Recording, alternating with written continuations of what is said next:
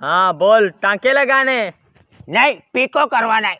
अखरोट सर फटा हुआ टाँके नहीं लगाएगा तो और क्या करेगा? अच्छा ठीक है, ये सर तुम्हारा फटा कैसे? हमने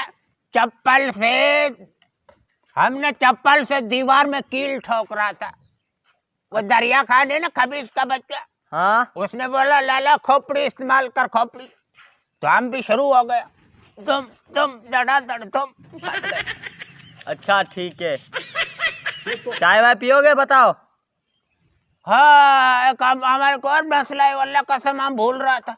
डॉक्टर, हम जब भी चाय पीता है ना, हाँ। हमारा आंख में दर्द होता है। हैं? चाय पीते हो आंख में दर्द? ये कैसे हो सकता है? अली जी सर।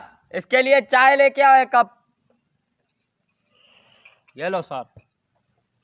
हाँ ये लो, चाय पियो।